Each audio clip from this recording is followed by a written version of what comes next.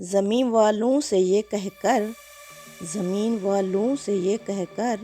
طلوع ہوتا ہے ہر سورج، اجالے بانٹ دینے سے اجالے کم نہیں ہوتے۔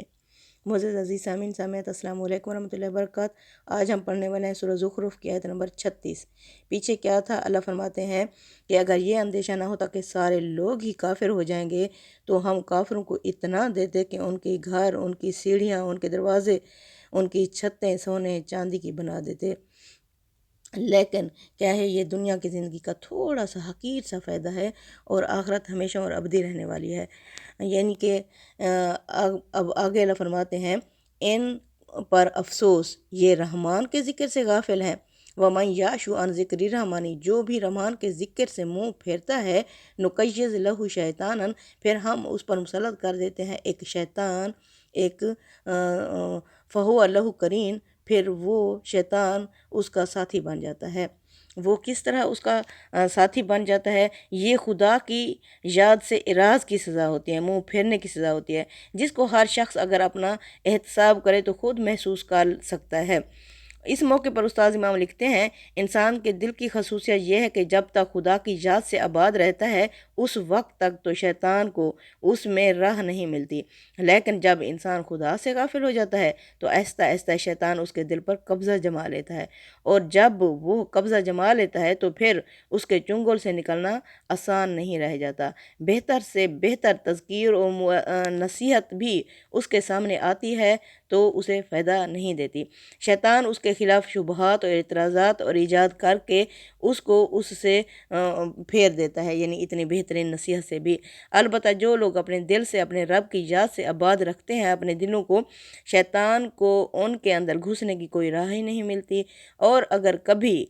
غفلت کے سبب سے اس کو در اندازی کا کوئی موقع مل بھی جائے تو اس کو وہاں ٹکنے کی جگہ نہیں ملتی، بلکہ بندے کے خبردار ہوتے ہی شیطان کو وہاں سے بھاگنا پڑتا ہے۔ ناممکن بھی ممکن ہو جاتا ہے جب کوئی ہاتھ اٹھا کر اللہ سے مانگتا ہے۔ وَإِنَّهُمْ لَيَصُدُّونَهُمْ عَنِ السَّبِيلِ، پھر وہ شیطان انہیں روکتے رہتے ہیں میری راہ سے۔ وَيَحْسَبُونَ، اور یہ سمجھ رہے ہوتے ہیں، أَنَّهُمْ مُهْتَدُونَ، کہ یہ ہدایت پر جا رہے ہیں، ٹھیک کام کر رہے ہیں۔ حَتَّى إِذَا جَاءَنَا، یہاں تک کہ جب یہ بندہ آ جاتا ہے ہمارے پاس یا آئے گا ہمارے پاس، قالا، تو اس وقت یہ کہتا ہے، یا لیتا، ہے افسوس، بینی و بینی کا، میرے اور تیرے درمیان، بعد المشرقین، دو مشرقوں کا فاصلہ ہوتا، فبئس القرین، تو بہت ہی برا ساتھی نکلا۔ بعد المشرقین سے کیا مراد ہے؟ عربی زبان میں یہ مثنیٰ یعنی دو کے لیے بولا جاتا ہے۔ بعض اوقات کسی چیز کے دونوں کناروں کی وسعت کو بیان کرنے کے لیے بھی آتا ہے، یہ یہاں اسی مفہوم کے لیے آیا ہے کہ دونوں کناروں کی دوری ہوتی تیرے اور میرے درمیان۔ آیت نمبر 38 میں اللہ فرماتے ہیں، وَلَن يَنفَعَكُمُ الْيَوْمَ، ہرگز نہیں تمہیں نفع دے گا آج کے دن، اِذ ظَلَمْتُم، جب تم ظلم کر چکے اپنی جانوں پر، أَنَّكُمْ فِي الْعَذَابِ مُشْتَرِكُونَ، یہ کہ تم دونوں اب عذاب میں ہی شریک رہو گے، یعنی کہ تم اور تمہارے شیاطین۔ یہ اس لیے فرمایا ہے کہ جب دونوں عذاب میں شریک ہیں تو لڑنے جھگڑنے سے اب کیا فائدہ ملے گا؟ دنیا میں تم نے ایک دوسرے کو چن لیا، اپنا ساتھی بنایا، اب یہاں شور مچانے سے کوئی نہیں فائدہ ملے گا۔ دل جو ٹوٹ گیا تو سوال کرو گے تم، دیکھنا ایک دن بہت یاد کرو گے تم، آج تو دنیا میں مگن ہو اے دنیا والو، پر ایک دن میرے لیے وقت سے فریاد کرو گے تم۔ آیت نمبر 40 میں اللہ فرما رہے ہیں، أَفَأَنْتَ تُسْمِعُ الصُّمَّ،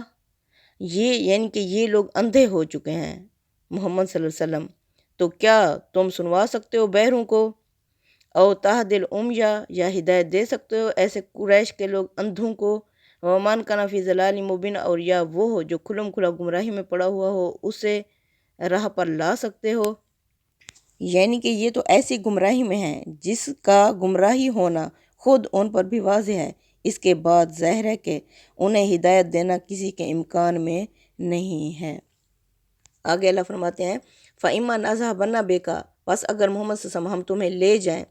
فَإِنَّهُمْ مِنْهُمْ مُنْتَقِمُونَ، پس ہم ان سے تو انتقام لے کر ہی رہیں گے، یعنی آپ کو دنیا سے اٹھا کر لے جائیں، وفات دے دیں، پھر بھی ہم نے ان سے انتقام لینا ہے۔ او نُرِيَنَّكَ، یا ہم آپ کو دکھا دیں، الَّذِي وَعَدْنَاهُمْ، وہ چیز جو ہم نے ان سے وعدہ کر رکھی ہے، فَإِنَّهُمْ إِلَيْهِ مُقْتَدِرُونَ، اس بات پر بھی ہم قدرت رکھتے ہیں، یعنی آپ کی زندگی میں ہی آپ کے سامنے ہی ان کو عذاب دے دیں، اس پر بھی ہم قادر ہیں۔ آگے اللہ فرماتے ہیں فَاسْتَمْسِكْ بِالَّذِي، محمد صلی اللہ علیہ وسلم آپ تھامے رکھو، آپ عمل کرو اس وحی پر، بِالَّذِي أُوحِیَ إِلَيْكَ، وہ جو آپ کی طرف کی گئی ہے، یعنی قرآن حکیم، اِنَّکَ عَلیٰ صِرَاطٍ مُسْتَقِیمٍ، بے شک آپ سیدھی راہ پر ہیں۔ سیدھی راہ سے کیا مراد ہے؟ اس سے توحید کی راہ مراد ہے، جس کی دعوت اس صورت میں دی جا رہی ہے کہ ایک اللہ کی طرف آ جاؤ، حنیف بن جاؤ، حضرت ابراہیم کی طرح شرک کو چھوڑ دو۔ اللہ فرماتے ہیں آگے آیت نمبر 44 میں وَإِنَّهُ لَذِکْرٌ لَکَ، محمد صلی اللہ علیہ وسلم اس میں نصیحت ہے آپ کے لیے، والے قومک، اور آپ کی قوم کے لیے، وَسَوْفَ تُسْأَلُونَ، ان قریب تم سے پوچھا جائے گا، آپ سے پوچھا جائے گا، یعنی اس کے بارے میں آپ سے جواب دہی کرنی ہے، یعنی پیغمبروں کو بھی جواب دہی کرنی ہے کہ کیا انہوں نے اس وحی کو ٹھیک ٹھیک لوگوں تک پہنچا دیا، اور لوگوں کو بھی کہ خدا کی یہ عظیم نعمت ہے جب انہیں دی گئی تو انہوں نے اس کے ساتھ کیا معاملہ کیا۔ اس میں ظاہر ہے کہ رسول اور اس کے ساتھیوں کے لیے تسلی اور اس کے مخالفین کے لیے سخت تحدید ہے اس میں۔ آگے آیت نمبر 45 میں اللہ فرما رہے ہیں وَاسْأَلْ مَنْ أَرْسَلْنَا، پوچھ کے دیکھو ان سے جن کی طرف ہم نے بھیجے تھے، من قبل کا تم سے پہلے، من رسولنا اپنے رسول، اجعلنا من دون الرحمن، کیا ہم نے بنایا تھا رحمان کے سوا ان لوگوں کے لیے آلہات اور معبود، یعبدون جن کی یہ بندگی کرتے ہوں، یعنی کہ بنی اسرائیل کے لوگوں سے، یعنی ان کے صحیفوں اور ان کی تعلیمات کے جاننے والوں سے۔ یہ ایک بلیغ اسلوب کلام ہے اور پچھلے صحیفوں میں اکثر استعمال ہوا ہے کہ پوچھ کے دیکھو ان سے جن کی طرف ہم نے اپنے رسول اور اپنی کتابیں بھیجی تھیں۔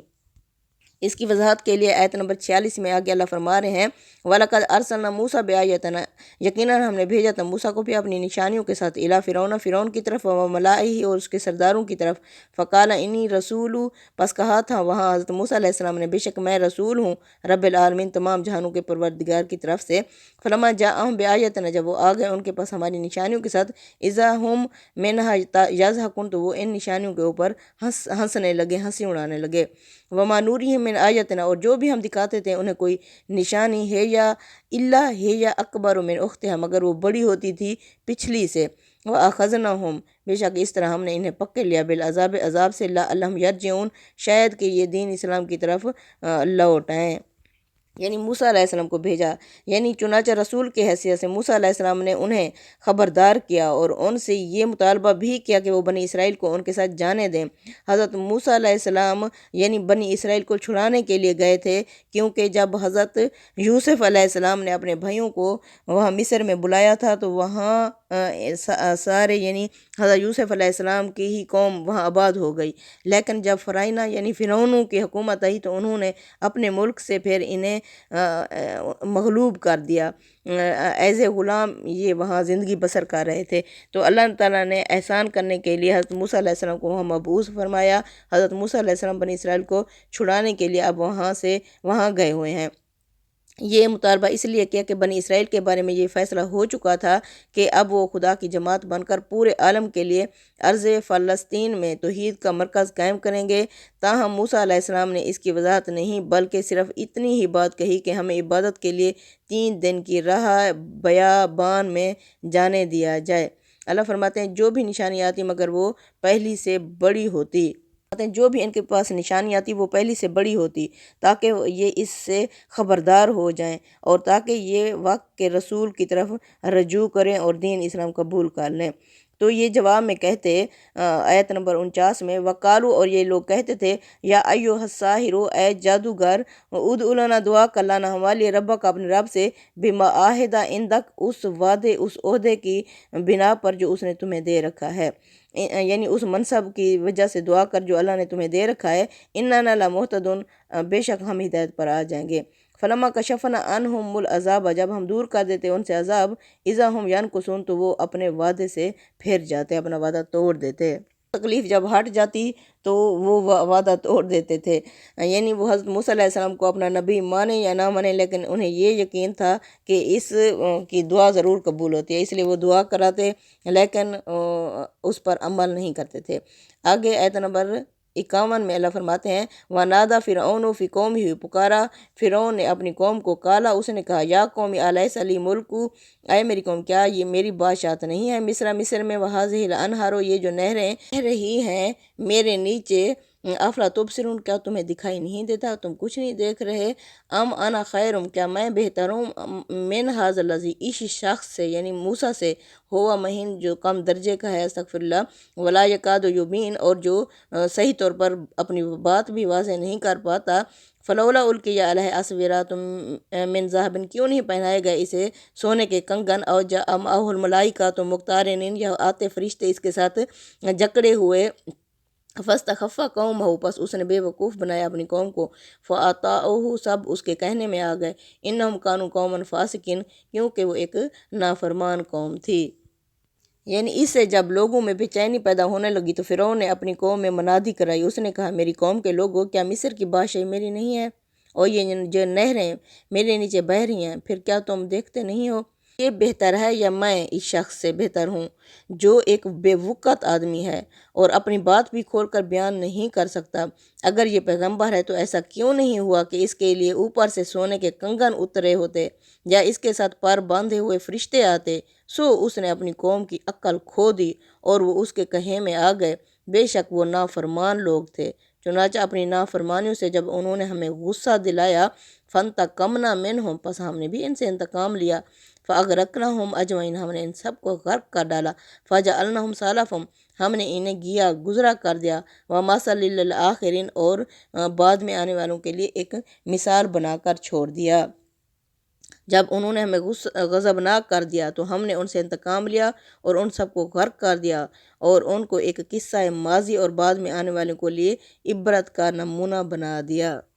फ़िरौन ने क्यों कहा कि मूसा बेवकूफ़ आदमी है? फ़िरौन ने ये बात इसलिए कही कि मूसा अलैहिस्सलाम की कौम को उसने ग़ुलाम बना रखा था और ग़ुलामों को उनके आका हकीर और जलील ही समझते थे। अस्तगफिरुल्लाह।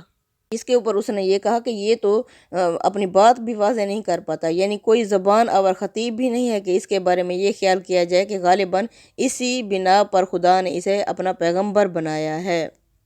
सब फ़िरौन के कहने में आ गए क्योंकि वो सब नाफरमान थे। चुनांचे यही वजह है कि बिल्कुल बेवज़न होकर रह गए। उस्ताद इमाम लिखते हैं, इस तरह के लोग बड़ी आसानी से शयातीन के हत्थे चढ़ जाते हैं और शयातीन इनकी नाकों में नकील डाल कर जिधर चाहते हैं लिए फिरते हैं। इंसान के अंदर वज़न अल्लाह ताला के ताल्लुक़ से पैदा होता है। अगर ये पासेंग उसके पलड़े में ना हो तो उसकी हैसियत खसो खशाकी सी हो जाती है। हवा का मामूली झोंका भी उसको उड़ा कर लिए फिरता है। समझता जो नहीं शैतान की चालों में फंसता है, ये देखो किस कदर इब्लीस भी हम पे हंसता है। हमें आपस में लड़वा कर हमारा कर दिया नुकसान, उसी की चाल है इंसान को तड़पा रहा है इंसान। सदक़ल्लाहुल अज़ीम। तक़ब्बल मिन्ना इन्नका अंतस समीउल अलीम व तुब अलैना इन्नका अंतत तव्वाबुर रहीम।